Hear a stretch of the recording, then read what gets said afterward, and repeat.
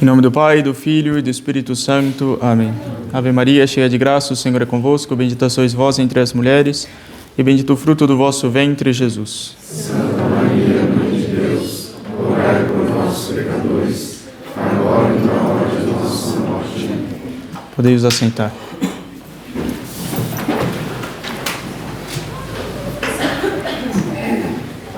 Caros fiéis, como sabemos, a nossa vida sobre esta terra é uma sucessão de alegrias e tristezas, de contentamentos e de decepções.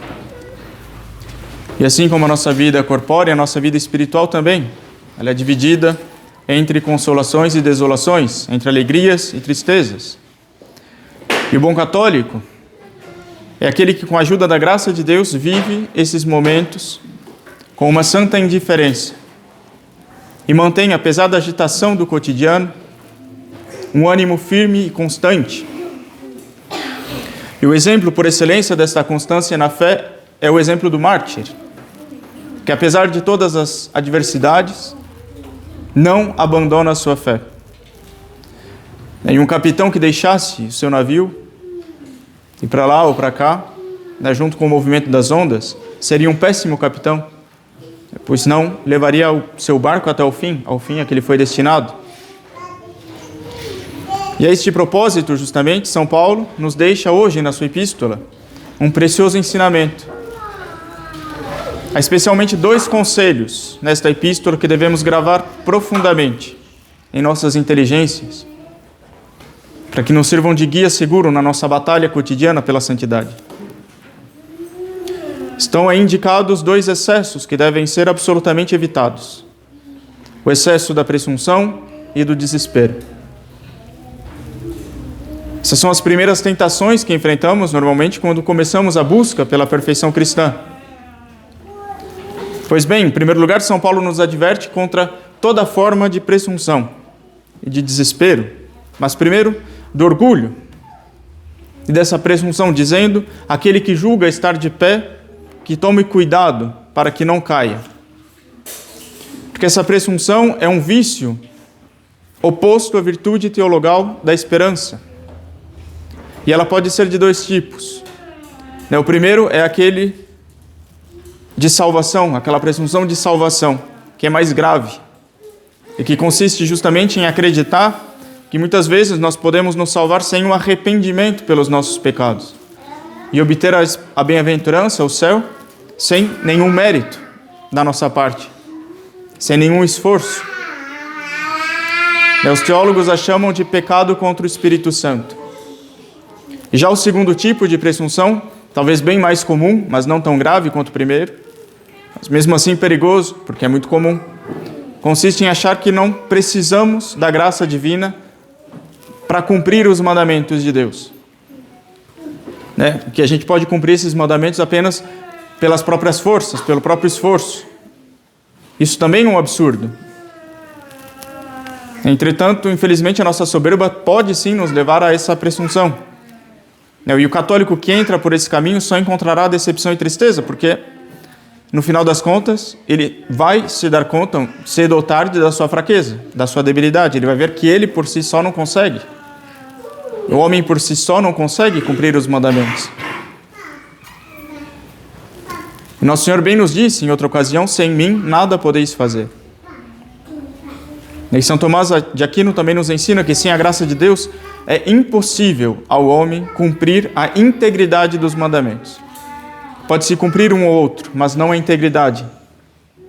Nossa natureza humana, machucada pelo pecado original, se tornou extremamente inconstante, volúvel. Como diz a epístola, aquele que julga estar de pé, que tome cuidado para que não caia. Por mais que sejamos grandes, por mais que sejamos importantes, podemos cair extremamente baixo. E lembremos do rei Salomão, por exemplo, que mesmo tendo sido escolhido por Deus para escrever o livro dos Provérbios, mesmo tendo reinado com extrema sabedoria, no fim se entregou às suas paixões mais baixas, e caiu na mais grosseira idolatria.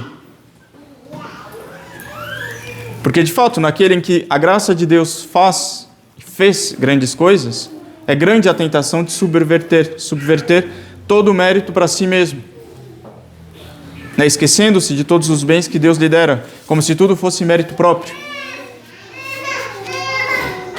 Se por um lado a presunção nos dá uma falsa segurança sobre o nosso estado de graça, por outro lado o desespero nos faz desconfiar de Deus e muitas vezes acreditar que mesmo com a graça de Deus não podemos nos salvar.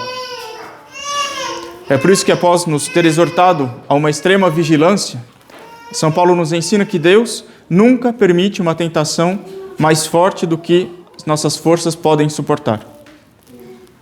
Isso vai contra o desespero. Com efeito, São Paulo nos diz: Deus, por seu lado, é fiel e não permitirá que sejais tentados acima das vossas forças. Ao contrário, até fará que tireis proveito da tentação, podendo-a aguentar. Porque Deus é fiel. E segundo São Paulo, essa fidelidade de Deus se manifesta de duas maneiras. Primeiramente, não permitindo justamente que sejamos tentados acima das nossas forças. E em segundo lugar, dando-nos sempre a graça suficiente para superar a tentação. É muito normal, sobretudo na sociedade atual, diante dos preceitos da lei de Deus, a gente ser tentado pelo desencorajamento e acabar considerando impossível a prática da virtude, a prática desses preceitos. Porque, afinal de contas, todo mundo faz o contrário. E quando nos sobrevier um tal desânimo, lembremos-nos de que, se até mesmo de pedras Deus pode suscitar filhos de Abraão, Ele pode também fazer algo com nossas pobres almas. O Espírito Santo, através dos seus dons, nos faz realizar obras que sozinhos nunca poderíamos realizar. Mas é o Espírito Santo quem realiza. E entre esses dois excessos, da presunção e do desespero, encontra-se a atitude verdadeiramente católica, que não é nem presunçosa nem desesperada, mas confiante. Assim como Deus é fiel, nós também devemos ser fiéis. Quando no Evangelho de hoje Nosso Senhor chora diante de Jerusalém, profetizando a sua destruição pelos romanos, Ele está chorando por causa da infidelidade desse povo judeu que desperdiçou tantas graças. Quando não cumprimos as promessas feitas no nosso batismo, somos como o povo judeu que recusou os ensinamentos e os milagres de Nosso Senhor. E o modelo perfeito para essa confiança é de Nossa Senhora, que responde ao anjo Gabriel: faça-se em mim segundo a vossa palavra. Porque a encarnação do Verbo estava toda suspendida naquele momento, por assim dizer, nos lábios de Nossa Senhora. Ela sabe que aquilo que vai se operar nela é um milagre da graça e uma obra do Espírito Santo, não é obra dela. Ela sabe que aquilo que vai se realizar nela está muito além das suas próprias forças, até dos seus próprios méritos. Mas, entretanto, a sua resposta ela é confiante. E, além disso, sobre a presunção e o desespero, Nossa Senhora não somente não se deixou levar por um falso entusiasmo, diante da anunciação, como também não se deixou abater e desencorajar no momento da paixão de seu filho. Mas, pelo contrário, nos dois momentos, ela permaneceu firme, constante. E, sobretudo, junto à cruz, com uma fé inabalável.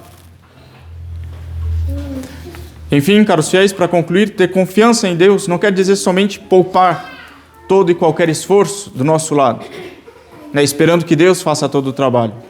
É muito pelo contrário. Deus exige a nossa cooperação. Como diz Santo Agostinho, Deus que te criou sem ti, não te salvará sem ti. É como essa cooperação entre Deus e o homem, então, se dá concretamente. É o que diz Santo Inácio de Loyola, ele que vai resumir com muita sabedoria e simplicidade tudo isso. Rezemos como se tudo dependesse de Deus e trabalhemos como se tudo dependesse de nós. Louvado seja nosso Senhor Jesus Cristo. Em nome do Pai, do Filho e do Espírito Santo. Amém.